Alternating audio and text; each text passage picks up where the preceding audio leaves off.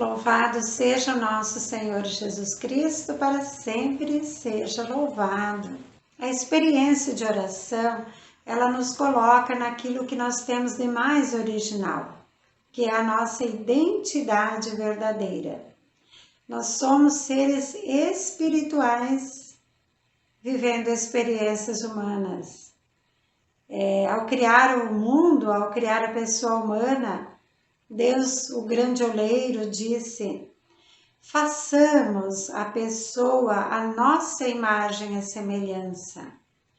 Então, além de sermos a imagem e semelhança de Deus, por isso Deus é Espírito, como diz São João, Jesus no discurso com a samaritana, Deus é Espírito e os verdadeiros adoradores o adoram em espírito e verdade.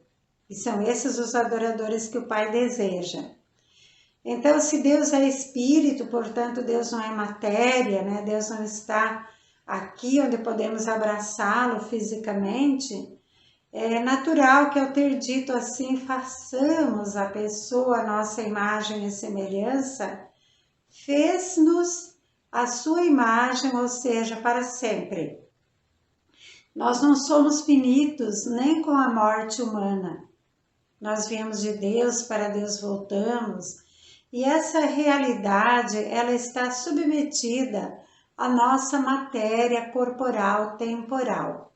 É com esse veículo, o nosso ser, o nosso físico, a nossa mente, nossas expressões, nossos sentimentos, nossas palavras, nossas manifestações de afetos positivos ou negativos, é que nós fazemos o conjunto do que pode formar a nossa espiritualidade, que é o central em nós.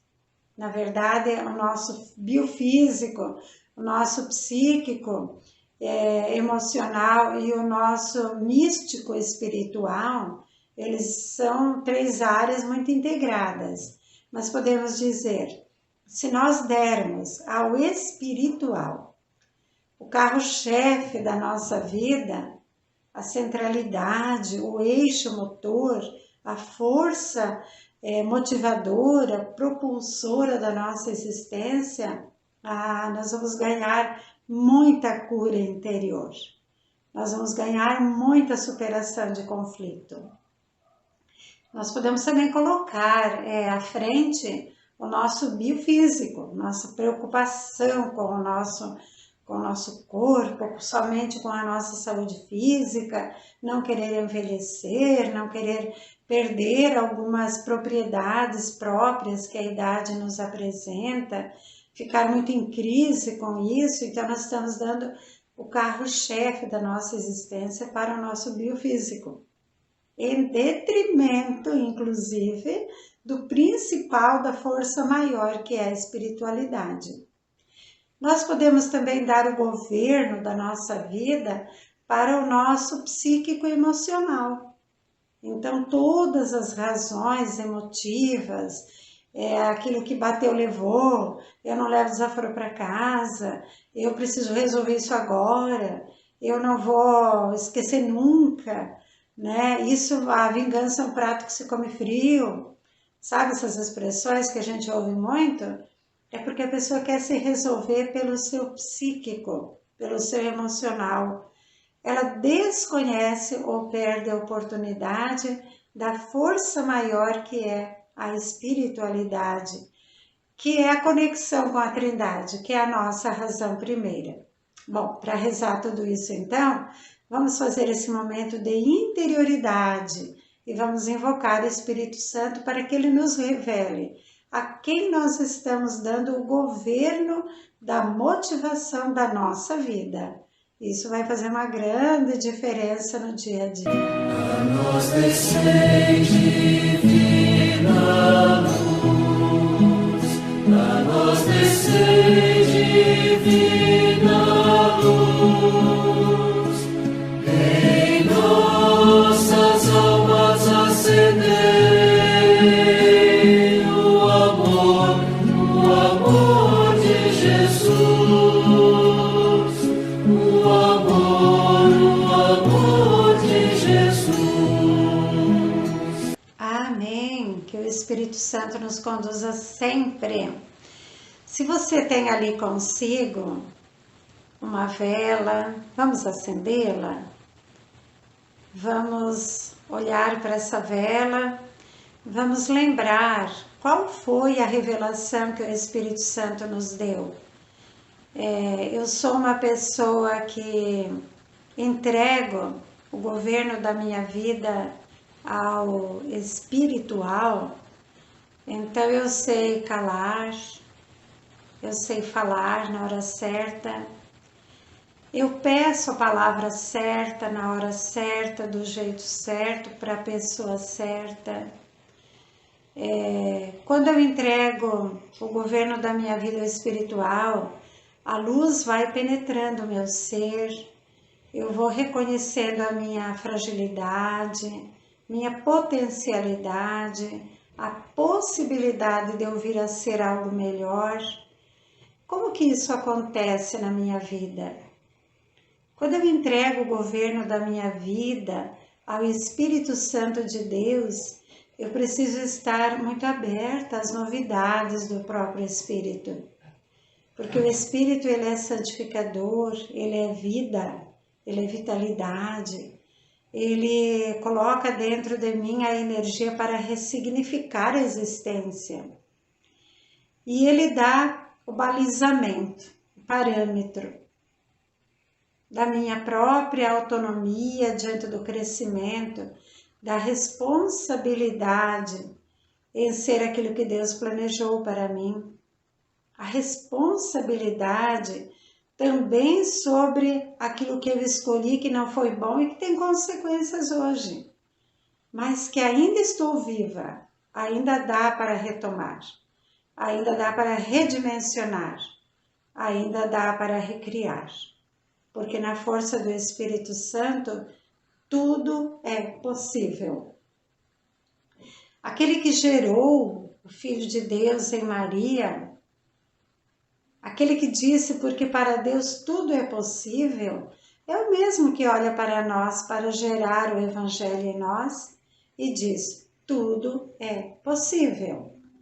É possível mudar, transformar personalidades, forma de ser, estilo, comportamentos inadequados, aquilo que não leva a nada e que se tornou um vício de estimação e que acabou morando sem pagar aluguel no mais recôndito das áreas do nosso ser.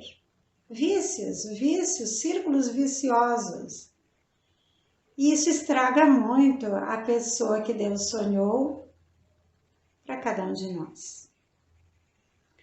Então, esse primeiro exercício de oração, eu te convido a fazê-lo assim num momento contemplativo, como que viajando, revisitando as áreas do ser, para chegar lá, aonde nós não queremos mudar.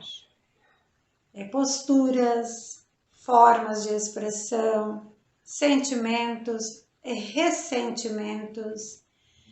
Tudo que é recalcado, né? Remarcado.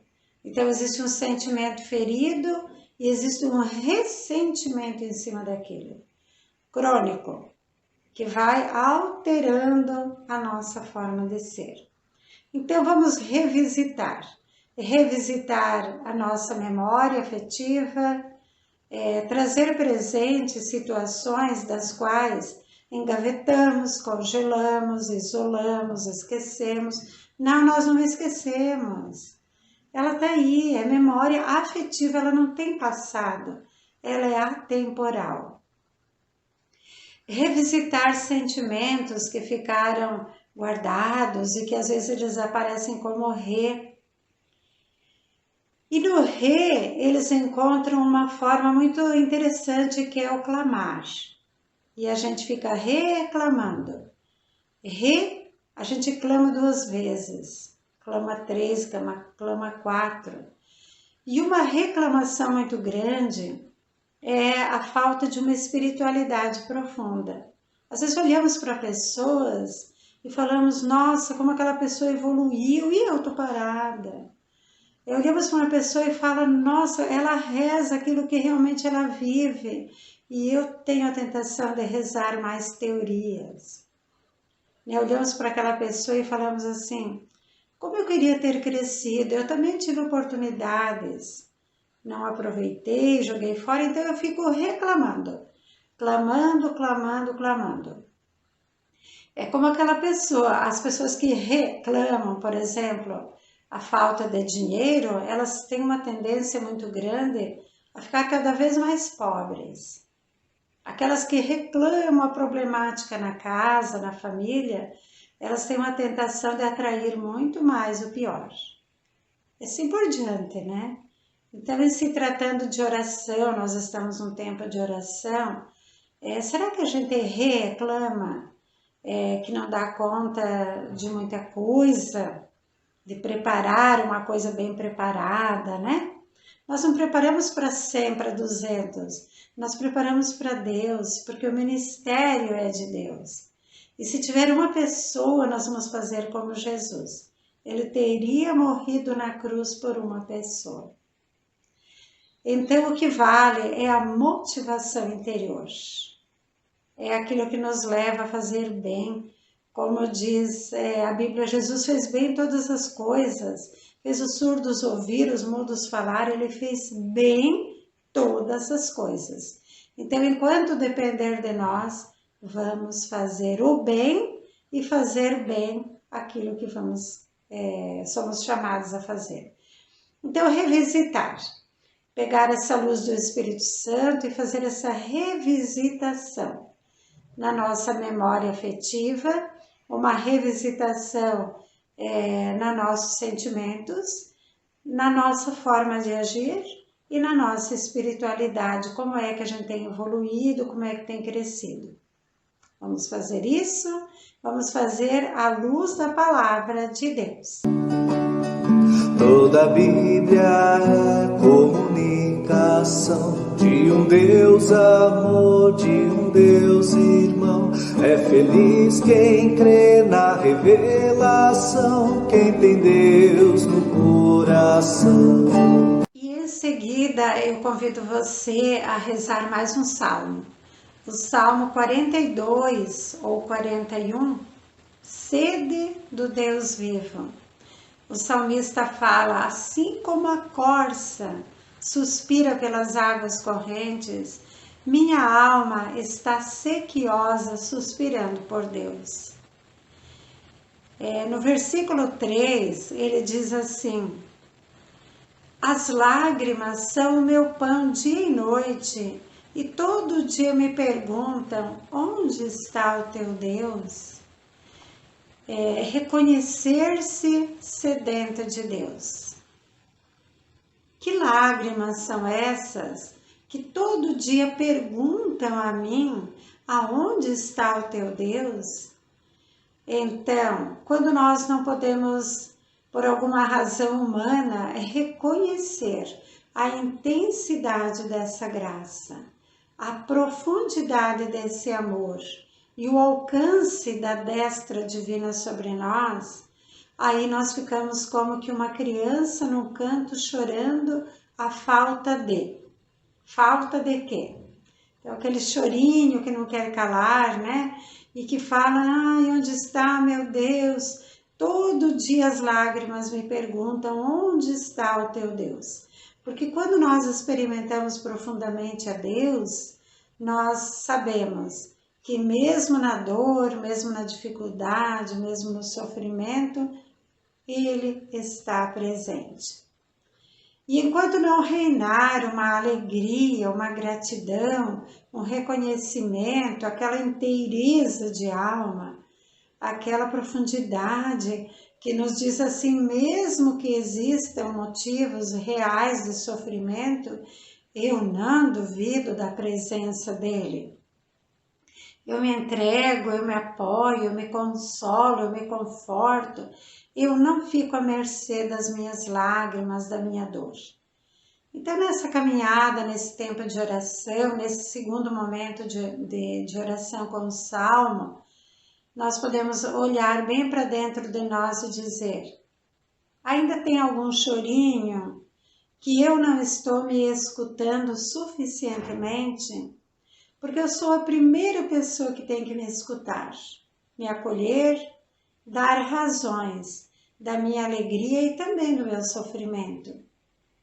Deve ter alguma situação que está clamando por alguma dor, então eu posso voltar a ela, reconhecê-la, desvelar a máscara, olhar olhos nos olhos com essas lágrimas, porque elas existem, e reconectar-se com esse amor de Deus.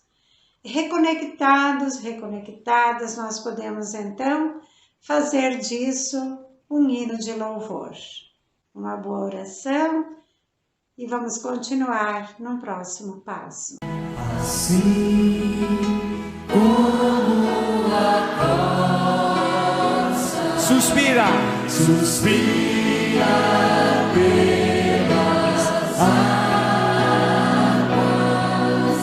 assim suspira minha alma. Espírito de Deus,